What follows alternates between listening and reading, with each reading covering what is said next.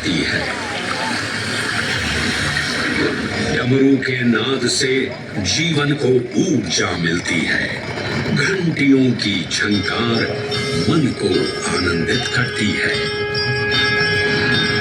और यहाँ का आकाश शिव आशीष स्वरूप है।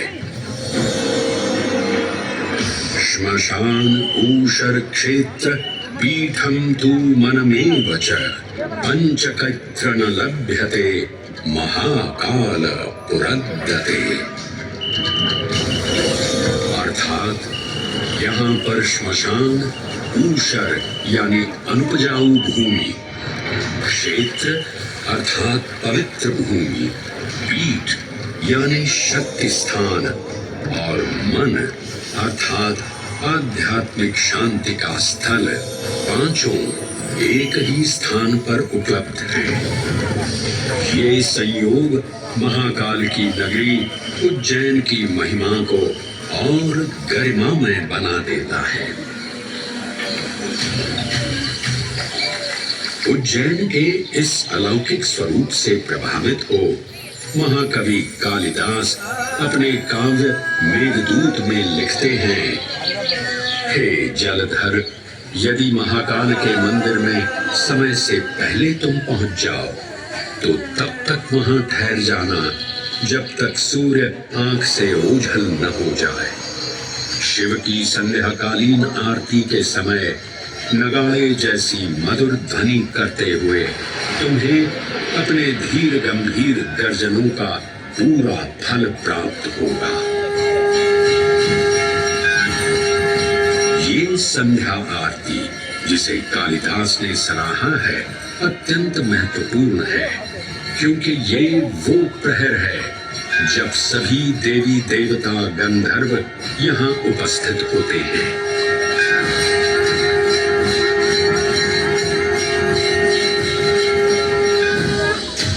उज्जैन की महिमा अद्वितीय है। सतयुग, त्रेता युग, द्वापर युग और कलयुग, हर युग में इसका अप्रतिम महत्व रहा है। इस काल यात्रा में सबसे पहले आपको सतयुग के उस कालखंड में ले चलता हूँ जहां देव और दानव एकत्रित हैं समुद्र मंथन करने के लिए। मन की आंखों से कल्पना कीजिए, भगवान विष्णु ने कूर्म का रूप ले मंदरांचल पर्वत को अपनी पीठ पर उठा रखा है। सागर से विकराल लहरें उठ रही हैं, मेघ भयानक गर्जना कर रहे हैं। देव और दानव वासुकी सर्प को नेति बना और मंदार पर्वत को मथनी बना सागर को मथ रहे हैं कि तभी जल का पाप कालकूट विष निकलता है और पूरी सृष्टि को अपने ताप से झंसाने लगता है। इस भयावह स्थिति ने देवताओं और असुरों के बीच हाहाकार मचा दिया। ये कैसा अनर्थ है? लक्ष्य था अमृतत्व का, पर अब मृत्यु की विकराल छवि हमारी आंखों के समक्ष मंडरा रही है। इस भयंकर संकट से केवल वही उद्धारकर्ता मुक्ति दिला सकते हैं जो समस्त विश्व के परम संरक्षक हैं। तभी सब महादेव की शरण में जाते हैं और पुकार लगाते हैं, ओम नमो भगवते रुद्राय। और फिर तुष्टा महादेव भक्तों की गुहार सुनते हैं, कैलाश से उतरते हैं, विष को अपनी अंजुलि में भर अपने कंठ में धारण करते हैं।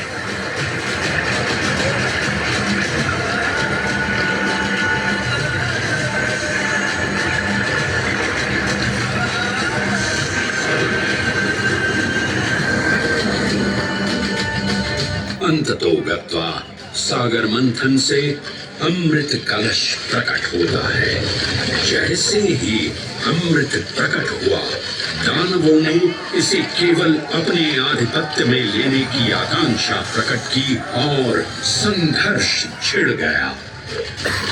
आज यदि हम इस अमृत को प्राप्त कर सकें, तो हम देवताओं पर हमेशा के लिए प्रभुत्व स्थापित कर पाएंगे। अमृत अपात्र हाथों में ना जा पाए, क्योंकि ये अपनी शक्ति का असीम दुरुपयोग करेंगे।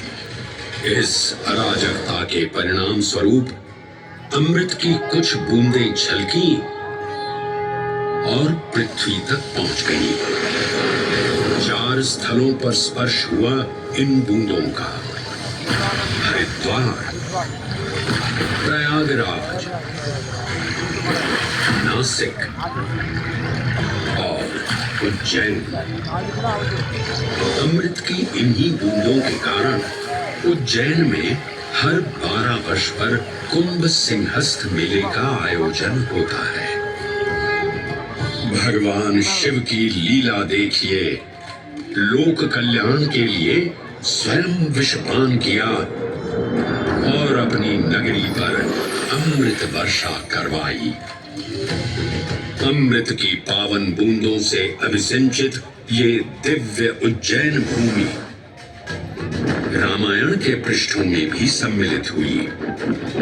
सतयुग के बाद त्रेता युग में माता सीता की खोज में वानर सेना का यहाँ आगमन हुआ।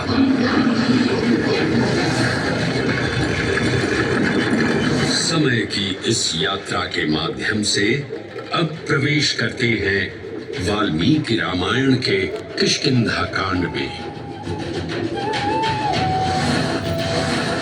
जब वानर राजा सुग्रीव अपने यूथपतियों से सभी प्रमुख स्थानों पर जाने के लिए कहते हैं और उन्हें अवंती नगर यानी उज्जैन जाने का आदेश भी देते हैं। मेखला उत्कल के क्षेत्र, दशर्न के नगर, आब्रवंती, अवंती और विदर्भ के राज्य, साथ ही माहिष्का के आकर्षक राज्य में भी पूरी तरह से खोजना होगा। एक युग भगवान विष्णु के राम अवतार से संपृक्त और अगला युग उन्हीं के एक और दिव्य अवतार से समरस होना, ये अद्वितीय संगम केवल उज्जैन में ही संभव था। परंतु एक क्षण ठहरिए और ध्यान से सुनिए। ये हैं महाकाल के 1008 दिव्य नाम। हाँ, मैंने काल चक्र को परिवर्तित कर दिया है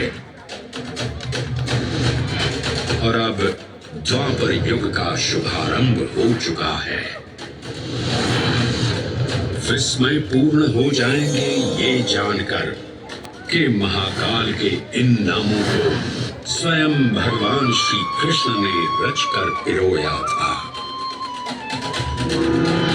महाकाल सहस्र नामावली की ये अद्भुत रचना उस समय की है जब योगेश्वर कृष्ण, उनके मित्र सुदामा और शेषावतार बलराम ने अवंती नगरी में स्थित सांदीपनी ऋषि के आश्रम में वेदांत दर्शन और शस्त्र विद्या की शिक्षा ग्रहण की थी। कहते हैं कि भगवान श्री कृष्ण को अवंती ने ऐसा मंत्रमुग्ध कर दिया कि यहाँ 64 दिनों तक रुककर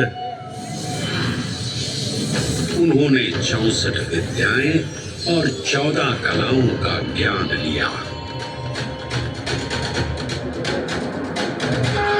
उज्जैन का संबंध महाभारत से भी जुड़ा हुआ है। इस महान महाकाव्य के वन पर्व में उल्लेख किया गया है कि महाकालेश्वर मंदिर में स्थित कोटि तीर्थ जल का स्पर्श मात्र करने से अश्वमेध यज्ञ के समान फल प्राप्त होता था। और फिर परिवर्तन की इस अनवरत धारा ने एक नई कहानी लिखी। उज्जैन में उदय हुआ मौर्य वंश का। सम्राट बिंदुसार ने अपने पुत्र अशोक को उज्जैन का राज्यपाल बनाया और समय के साथ अशोक के शासनकाल में धम्म का विस्तार हुआ। मौर्य वंश के पश्चात विभिन्न राजवंशों, सम्राटों और नरेशों ने उज्जैन की सेवा की। उनमें से प्रमुख मालवागण और फिर गुप्त वंश ने यहाँ राज कर इसके वैभव में वृद्धि की। उज्जैन ने अपने भव्य तेज से जहाँ महात्माओं और शासकों को आकर्षित किया, वहीं इस नगर पर आतताइयों की दृष्टि भी पड़ी।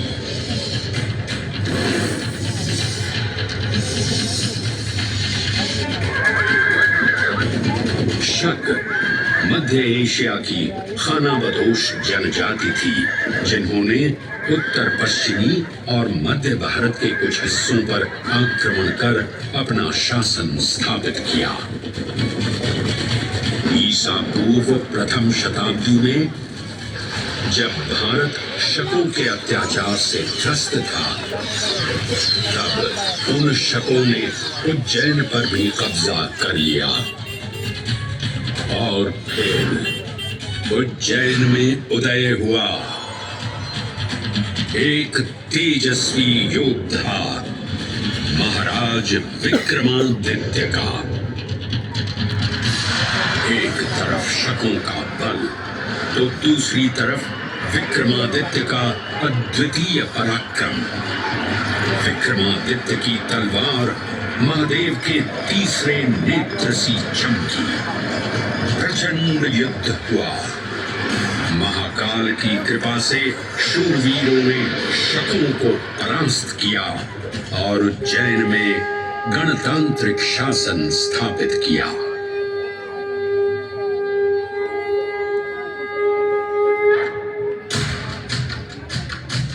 इन्हीं महाबली विक्रमादित्य की राज्यसभा महाकाल मंदिर में ही प्रतिष्ठापित थी। आज भी इस मंदिर की घंटियों में विक्रमादित्य की वीरता और शौर्य की प्रतिध्वनि गुंजायमान होती है।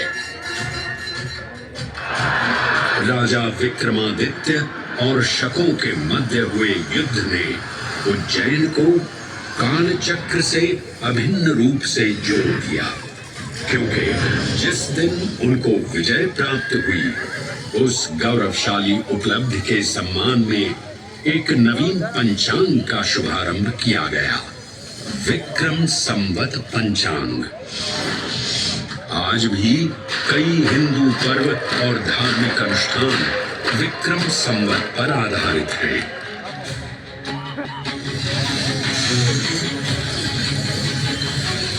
पृथ्वी की भौगोलिक कर्क रेखा इस पावन उज्जैन भूमि से होकर गुजरती है। लगभग 300 वर्ष पूर्व उज्जैन विश्व समय का प्रमुख संदर्भ बिंदु था। यही कारण है कि उज्जैन की वेदशाला में वराहमिहिर, आदित्यदास, ब्रह्मगुप्त, आर्यभट्ट और भास्कराचार्य जैसे महान विद्वान अनुसंधान और अध्ययन में तल्लीन रहते थे। खगोल शास्त्र का केंद्र, महाकालेश्वर का आवास, जगत गुरु कृष्ण की नगरी, विक्रमादित्य का राज। जयति जय उज्जैनी, वैभवशालिनी नगरी उज्जैन।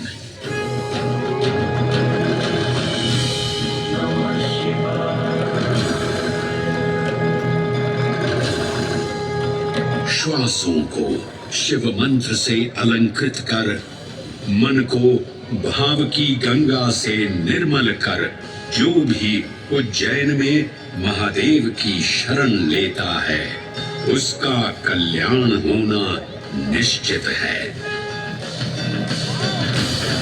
आज सुनी सबने गाथा महाकाल की। दर्शन जिनके दुर्लभ है, नमन करे जिन्हें काल भी। चरण में जिनके है बसा, ये समस्त संसार कभी नहीं देखा होगा धरती पर ऐसा चमत्कार।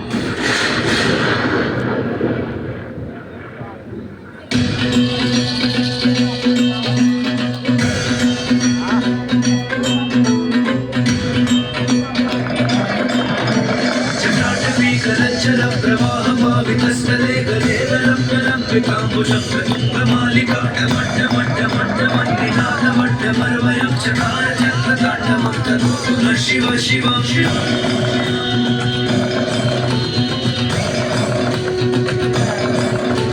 जटाकटाह सप्तमग्रमन्निलिम्पनिर्झरी विलोलवीचिवल्ल